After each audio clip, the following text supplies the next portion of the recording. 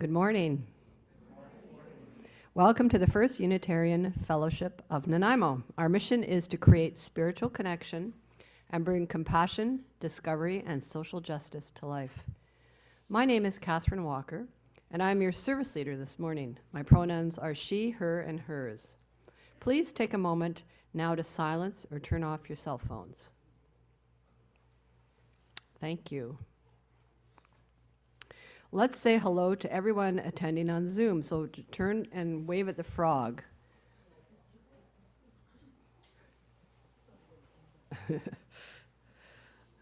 Whatever your hopes, dreams, and aspirations, whatever your race, ethnicity, sexual orientation, gender identity, whatever makes you who you are warmly welcomed here. In keeping with our Unitarian Universalist aspiration of radical inclusion, we invite you to share your pronouns as well as your full name when introducing yourself, if you are comfortable doing so. We are grateful for a diversity of voices on Sunday mornings, and our services vary from week to week. Our service is between 60 and 75 minutes long. If this is your first time with us, a very special welcome to you. If you are joining us online, please consider sharing your contact information with us. You can share it with the host by going to the chat icon at the bottom of your screen. We'd love to welcome you to our community. We have a website, ufon.ca, and invite you to check it out for more detailed information about who we are, the services we offer, and how you can connect with us. We acknowledge today that we meet on the traditional territory of the Snuneymuxw First Nation. As Unitarians, we are committed to the work of reconciliation required to address the harm done to all Indigenous peoples and their cultures by non-Indigenous peoples.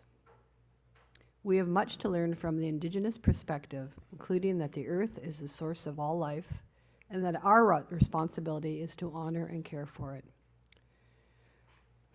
Now it's time for announcements. I didn't get any announcements. I have one, but I have a request. If you are going to send an announcement to the service leader for that week, which for now is mostly me and KJ and occasionally Larry, please put in the title, announcement, because I get so much junk email that's how I miss them, and then I get in trouble with KJ. I don't know if she's watching this. Oh, no. No, she keeps me in line. To find out about all special events, so the announcement is that we're having a new member workshop it's in the boardroom from 12:30 to 2. And Reilly, who will be joining us soon, has quite a bad cold, so she has decided not to share her germs with the fellowship, though we already have germs of our own, I told her. But she's going to be on Zoom today, and she'll do the workshop on Zoom. So we're going to go to the boardroom after, just grab some food and meet me there after. And the workshop is for people who are planning to or interested or curious about becoming new members. And also people who would just like to come and talk about what it is to be a Unitarian Universalist. And then, the actual ceremony, Reverend Ashley will do one in January for new members. And if you don't have time today to go to the workshop, you can still be part of that ceremony. We'll just deal one-on-one with Reverend Ashley when she gets here. To find out about all special events, groups, and meetings taking place in the hall, you can go to the calendar on our website, read the weekly emails sent to you on Friday, or check out the large whiteboards in the hall by the washrooms. Let us now enter into sacred time. Lily will lead us into worship through music. This time we're going to actually sing along in the prelude. We don't normally, and we're going to sing verses 1, 2, and 5 of number 128, Wake Now My Senses, and the slides will be up for us. So let's sing along with Lily. Oh. 298. You know, these days nobody's holding a hymnal, so it doesn't really matter. We have them in the back if you want to. AV is, doing all that, so thank you, Lily.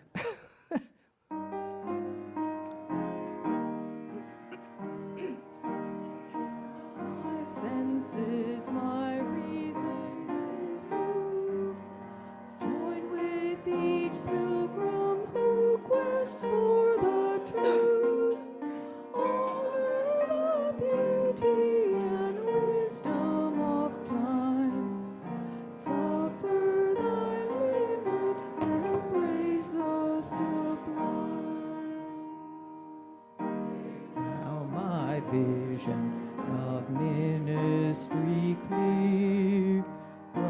Illuminate my pathway with radiance here. Mingle my calling with all who will share.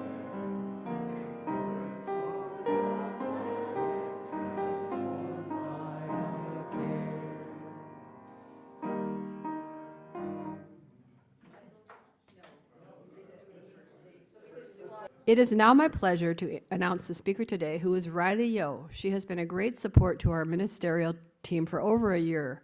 Today she is joining us on Zoom. Reilly is an organizer and facilitator with extensive experience running digital campaigns.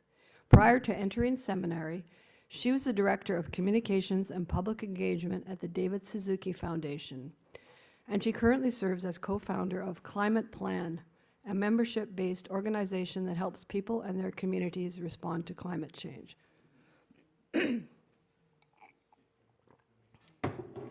She received her MDiv from the University of Toronto, graduating with the prize for highest standing, and completed her chaplaincy training, CP Basic, at Victoria General Hospital. Her ministry work focuses on the twin challenges of spiritual resilience and systems change in the face of the polycrisis, the interlocking crisis of crises that defines our time. She lives in James Bay on the unceded territories of the Swenghung, a Lekwungen-speaking people, with her partner Jamie and their children Avery and Elise. Now Reilly will speak the opening words for us. Hi, everyone. Hi. Nice to see you. I apologize for my hoarse voice. I'm going to actually start us off by reading the first verse of Wake Now My Senses, which is part of our invitation into worship today. Wake now my senses and hear the earth call. Feel the deep power of being in all. Keep with the web of creation your vow, giving, receiving, as love shows us how. I'm the old school person who still has my big gray hymnal always at my side here. So let's awaken our senses today as we hear how the earth calls us to a deeper presence and to a clearer sense of our purpose right now, in this moment, in this season. So this week, the full moon will grace us with her presence. On Wednesday at exactly 5:19 a.m. Pacific time, the moon will reach syzygy with the sun and the earth. So when they're all three in alignment, that's the precise moment of a full moon. And it's a supermoon this time, when the moon is closest to Earth in its orbit. The Farmer's Almanac calls November's moon the beaver moon, because this is the time of year when beavers begin to take shelter in their lodges, having stored sufficient food for the long winter ahead. In Salish languages like Sanchothan, it's Wislanau, the moon of howling winds and falling leaves. So this is the time of year when the open sea would have become dangerous for fishing, and Coast Salish people would confine their fishing to local waters. Catherine, I'll invite you to light our chalice now today. So as we light our chalice today, take a moment to prepare yourself for this week's supermoon. No matter what we call it, thousands of kilometers away or thousands of years apart in time, we are looking at the same moon. We receive the same invitation to wonder and to awe. The question is, what do we do with that invitation when we receive it? Now, please rise and body your spirit. We're singing a short one now, hymn 1058, Be Ours a Religion.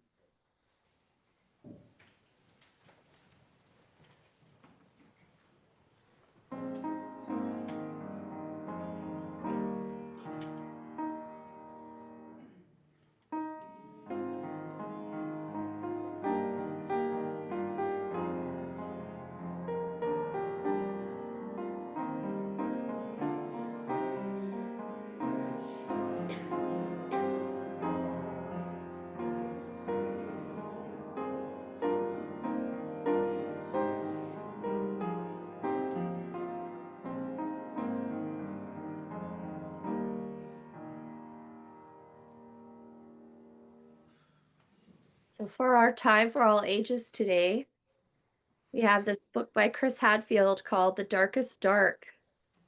My copy has a glow-in-the-dark moon on the cover for a little extra bit of delight.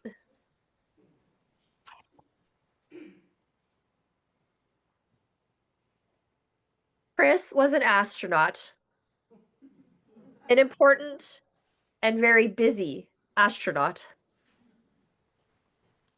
When it was time to take a bath, he told his mother, "I'd love to, but I'm saving the planet from aliens."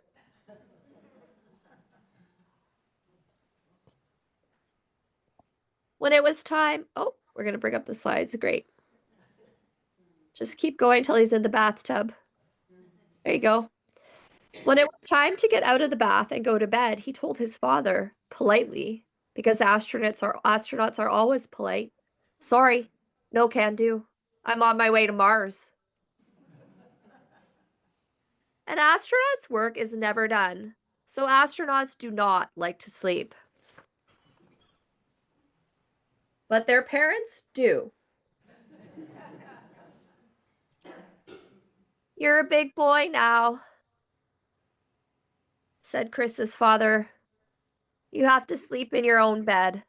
We go to the next slide. And then one more. And Chris tried, he really did, but his room was dark, very, very dark.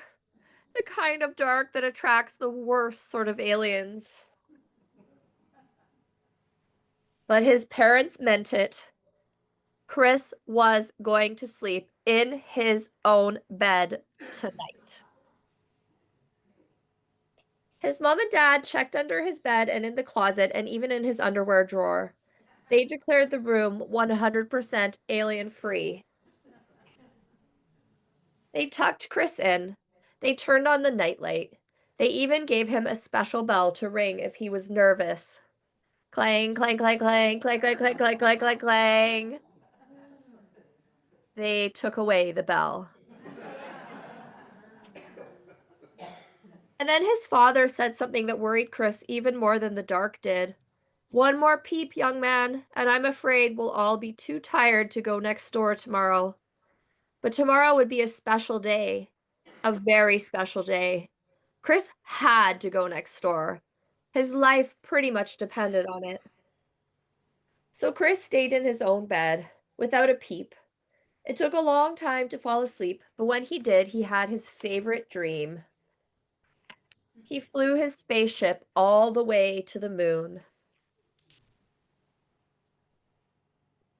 The next day seemed to last forever. But finally, when the moon was shining over the lake and the summer wind was ruffling the leaves of the trees, Chris ran next door. The house was already full of people, all gathered around the TV, the only TV on the whole island. Chris found a spot where he could see through the crowd, and what he saw was astronauts, real live astronauts, on the actual faraway moon. They were wearing puffy white suits and jumping for joy, jumping so high because there was so much less gravity there. The grown-ups huddled around the TV, and they were amazed. Their whole lives long, they never expected to see this sight. Even Chris, who had been to the moon just the night before, was amazed. He never really noticed how dark it was there. Outer space was the darkest dark ever. And then this one doesn't have any words.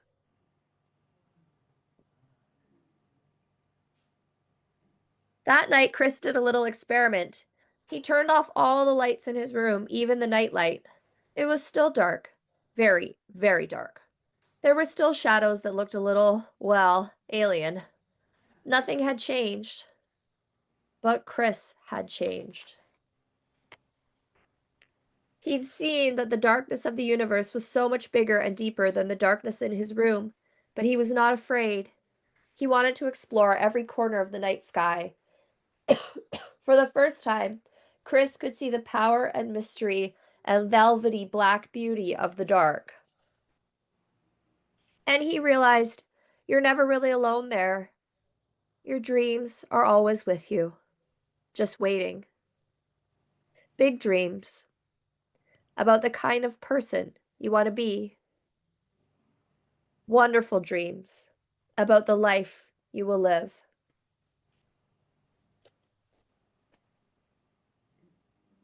Dreams that actually can come true.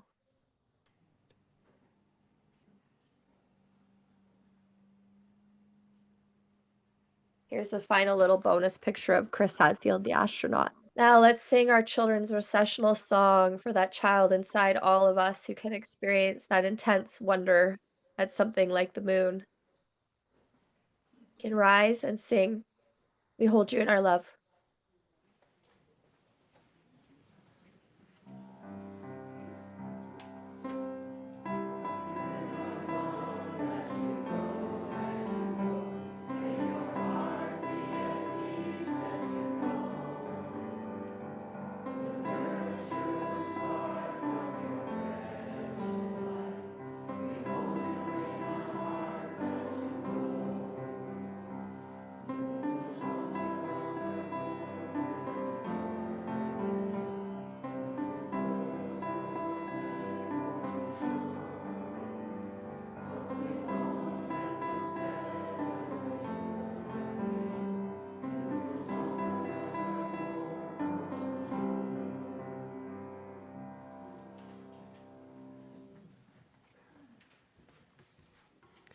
That was an amazing story. Thanks for choosing that, Reilly. Now it's time for our offering. So Charla and Joan are going to be passing the baskets for the offering. For those here with us for the first time, your presence is your contribution. Those online can go to the website and click the big blue donate button on the home page to give. And for those of you who don't carry cash, we now accept your donations via debit or credit cards. This can be done at our welcoming table near the entry doors after the service. To help the wider community, half of all cash donations will be given to our charity of the month. This month's charity is the Unitarian Shelter, which is right downstairs in the same building.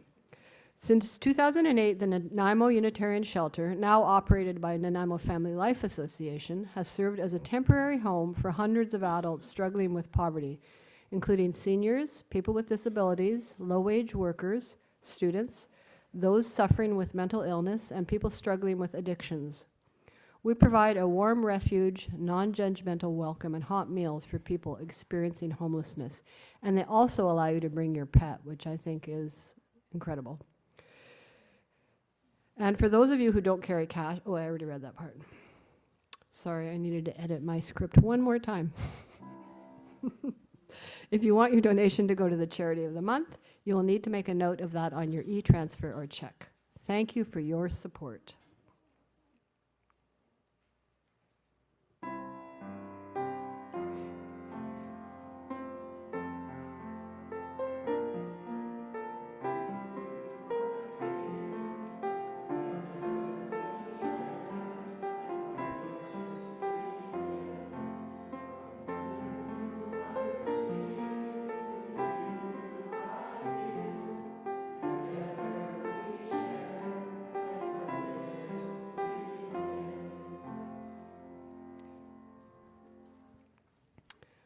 As a spiritual community, it is our intention to be authentically present to one another, especially in these different and somewhat difficult times. One way we do this is by including in the service a time to listen to the significant personal milestones in our lives. If you have had such a milestone and wish to share it, now is the time to do so. You have around a minute to share. We'll begin with those of you in the hall, and then we'll invite those attending on Zoom. When you come to the microphone, please introduce yourself with your full name and your pronouns if you're comfortable doing so. And those in the hall can line up here.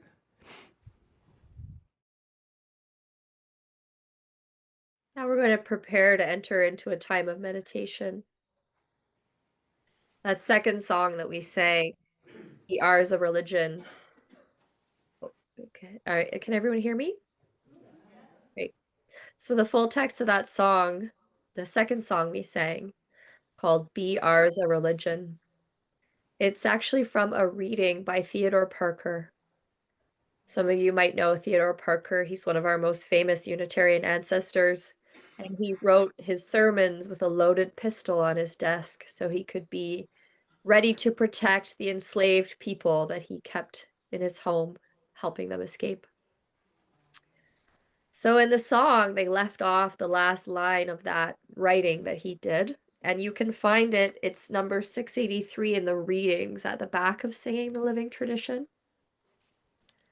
So the full text is, Be ours a religion, which, like sunshine, or I might add like moonlight, goes everywhere. Its temple, all space. Its shrine, the good heart. Its creed, all truth. Its ritual, works of love. Its profession of faith, divine living. So during our meditation today, I want to invite you to reflect on divine living as a profession of our faith as Unitarian Universalists, and to reflect on how much on these territories in particular, where I am Lekwungen speaking, where you are Snuneymuxw territories, that divine living is found in our connection to nature. So we'll take a few minutes now to sit in silence. You may want to get comfortable in your seat and take a few deep breaths. It's your invitation to deepen presence, like we talked about last week. It's your invitation to connect to your own understanding of divine living. And then Lily is going to extend our reflective time with some music. So let's take a few minutes now of silence.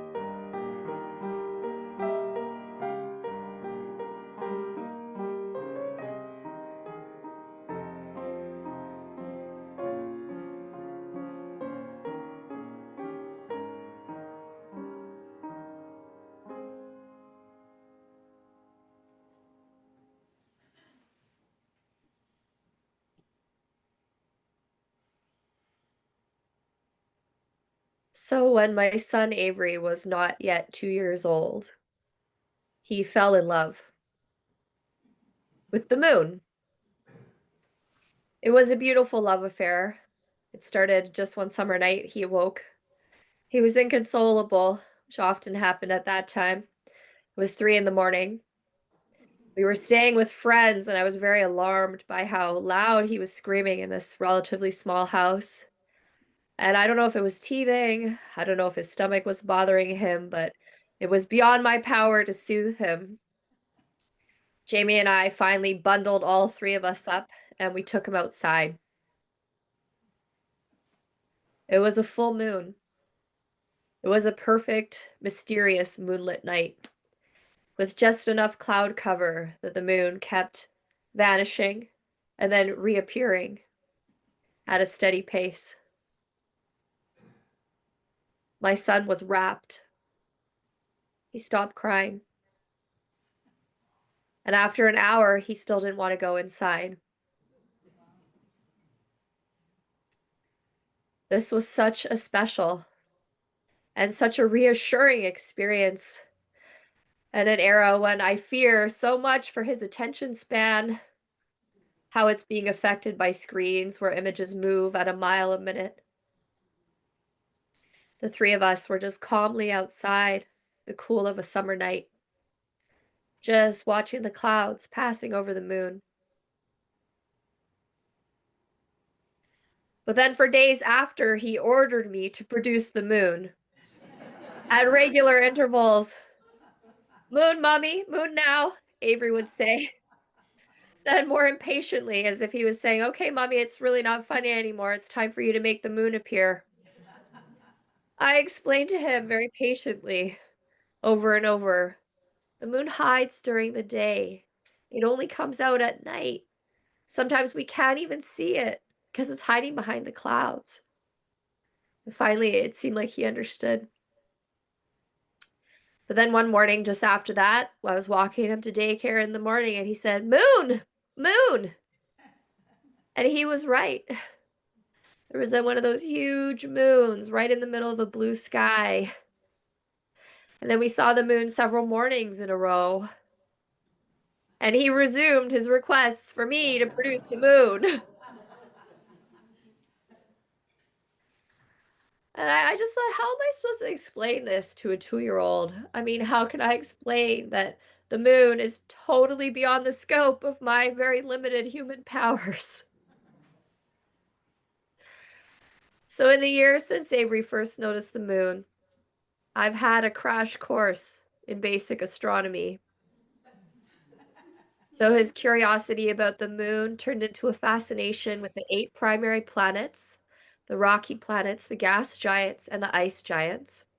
And then with the dwarf planets, of which there are 5. Pluto is one of them now, for those who haven't been keeping up with the news. And then with the exoplanets, and then with the concept of a galaxy. Then he got curious about all the galaxies that exist in the universe, which the New Horizons space probe suggests is roughly 200 billion. So I'm going to admit that I was totally unaware of this. I was quite shocked by it.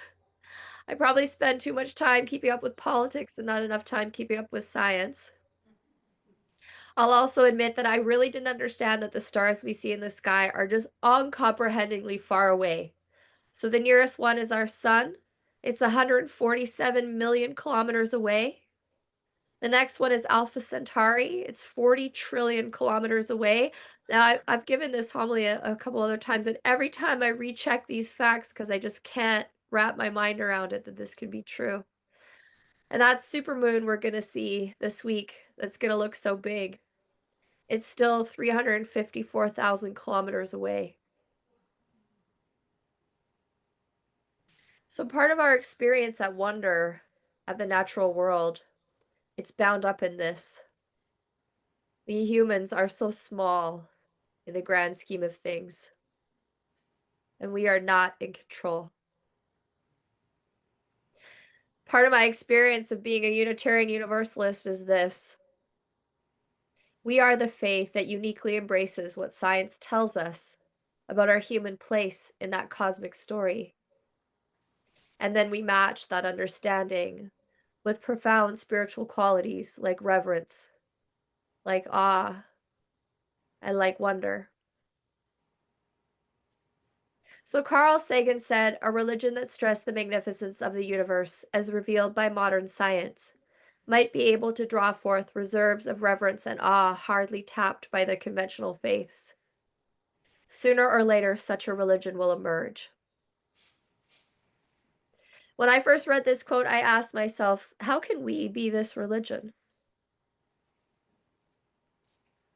The last 8 years, being a parent of 2 young kids, it's deepened my experience of wonder, being exposed more to the science of space, and also to the science of oceans, which is another one of Avery's fascinations. I've also learned quite a lot more about how the human body works, so I can explain to Avery exactly how food passes through the body and exits. A common interest that I think unites maybe all 5-year-olds. And being a UU minister in training and called upon to write homilies like this from time to time, it's also been another way that I've cultivated my own sense of wonder. So there's a saying that Christian ministers should preach with the newspaper in one hand and the Bible in the other. And as a UU minister, I try to preach with the newspaper in one hand, the events of the day and the theme, and more with direct reference to what I like to think of as the book of the universe. So the kind of vast array of human knowledge that demonstrates how incredibly intelligent we are, but also how small, insignificant, and ignorant we are. So the book of the universe makes us reach for human knowledge that's still beyond our grasp. Disciplines like neuroscience, like astrophysics, and we pair that with our earth-centered traditions, the ones that encourage us to pay attention to what the natural world wants from us right now. What is the natural world encouraging us to pay attention to? Like this week with that beaver, falling leaves, howling winds, moon. So as I approach our tradition this way, I'm joining many others in our faith who have that worldview that combines secular humanism with a strong ecological mindset, resulting in greater spiritual depth.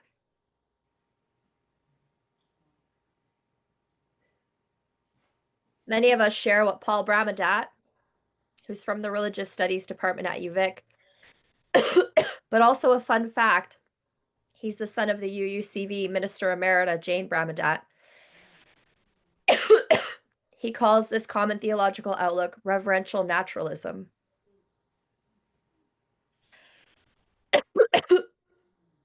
So the Cascadia region in particular is becoming secular faster than anywhere else in the world.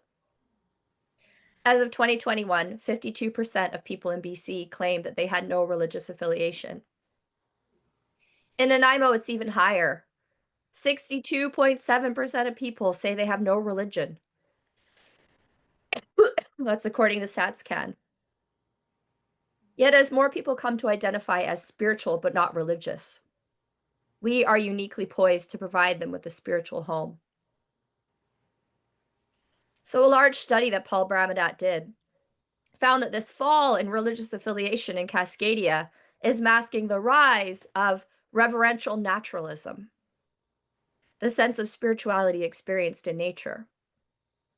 So Paul defines reverential naturalism as an embodied perspective, according to which a deference to, and for many, a veneration of nature is framed as a distinctive or even definitive feature of what it means to live well here in Cascadia. So the idea of finding spirituality in nature is not new for us. It's affiliated with some of our most famous forebears like Henry David Thoreau, Ralph Waldo Emerson, or Margaret Fuller, those transcendentalists. They felt that they experienced deeper spirituality under the expanse of a blue sky than within the confines of a clapboard church. And they were really pioneers of our tradition.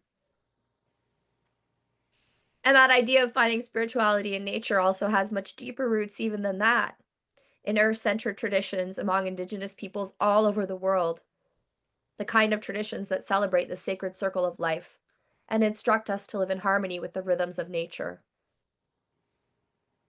What's new today is how the frontiers of science and our understanding of things like evolution prompt us to marry even more profoundly our intellects and our spiritual sensibilities.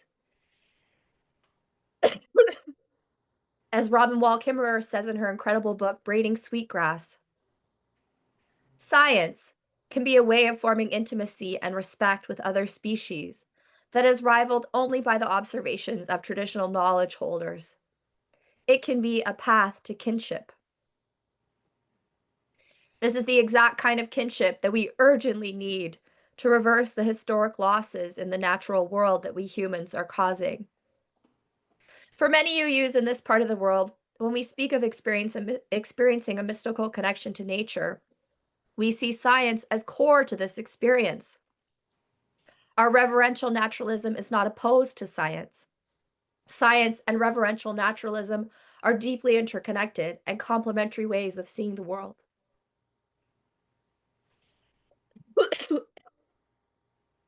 So to quote UU Minister David E. Bamba, the way that we know nature through modern evolutionary science gives us a story rooted not in the history of a single tribe or a particular people, but a history rooted in the sum of our knowledge of the universe itself.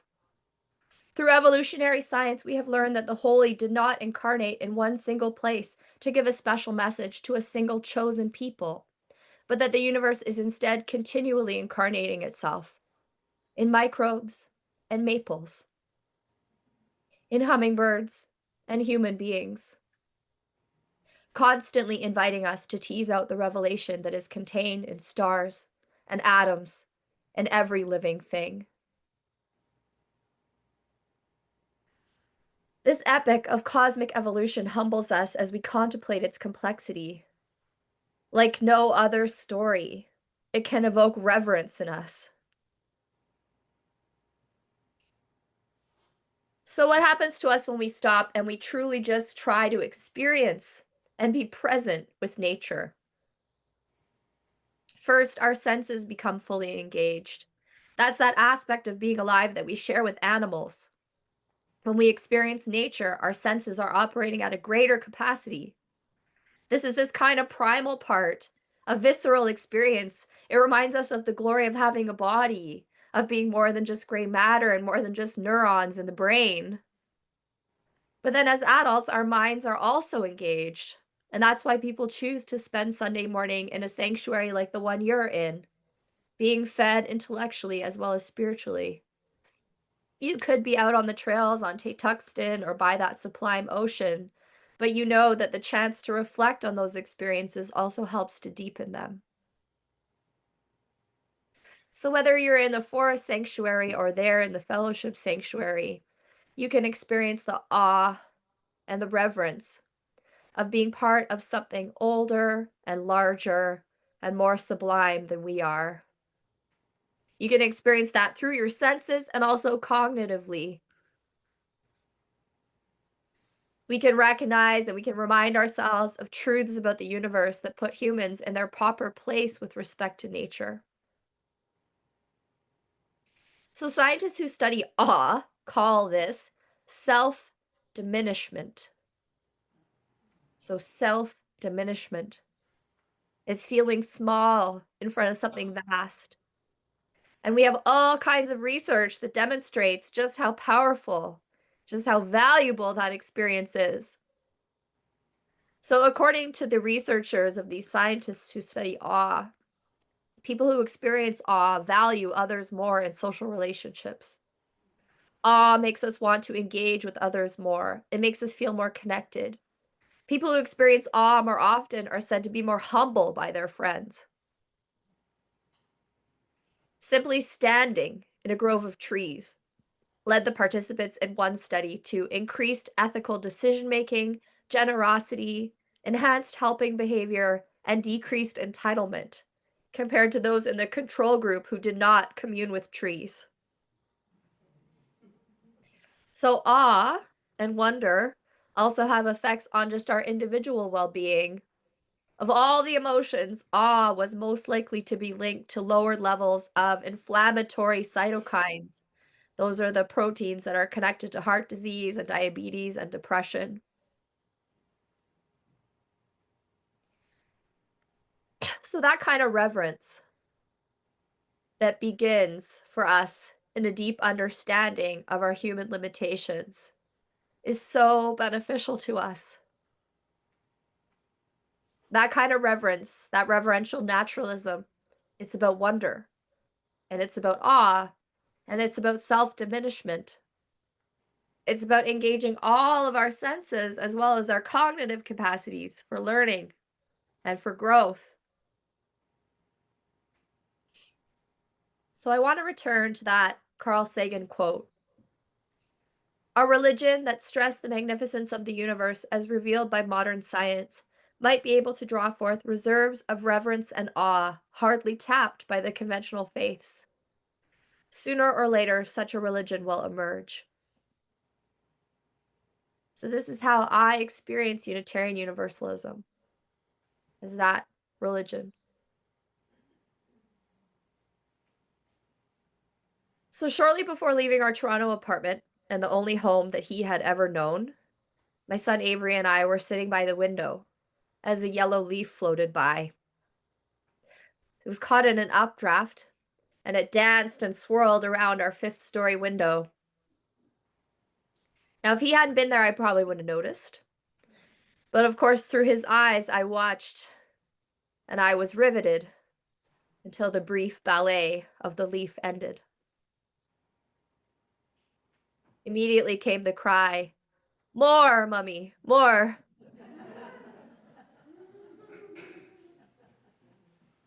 And I said, "I know, Avery. I would like more too." What he is still learning is that part of the beauty of nature is that we can't just demand more and get it. The leaf had turned that golden color because in autumn the leaves change from green to orange and red and gold.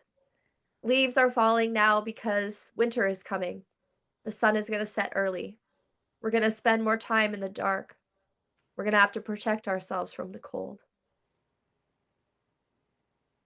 And we might at times yearn for that transition to spring, but all we can do is be patient.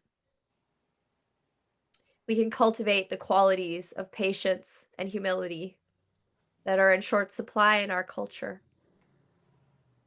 And we can humble ourselves with awe and with wonder. I might be able to provide my son with more Cheerios and more cartoons, but I can't provide more moonlight. None of us can. We have to live with what nature provides. And as human beings, that unites us. So what I'm praying for is that larger cultural shift to reverence and humility that this recognition brings about. And I pray for our tradition to be a part of that shift.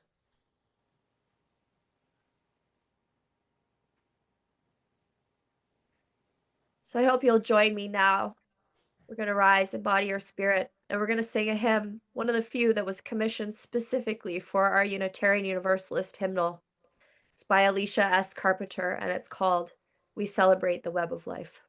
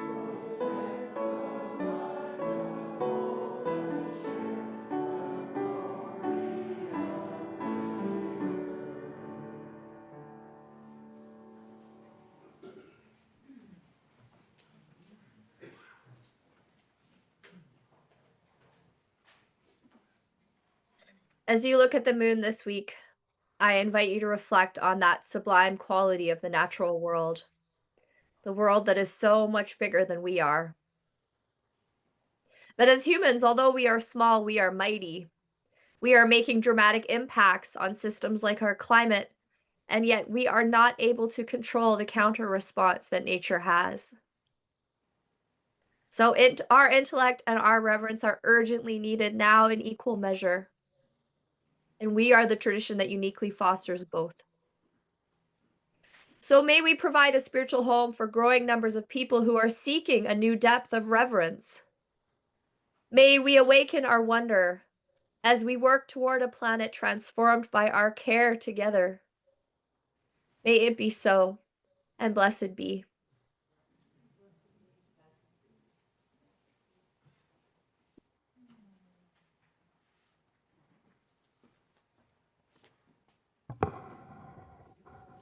Thank you so much, Reilly. That was an amazing homily, and it really spoke to me, and I'm sure it spoke to a lot of people in here. And I was wondering if we could have a print version online, because I would like to read it over again. I'm going to extinguish this chalice now, so if you could read along with me when the slide comes up.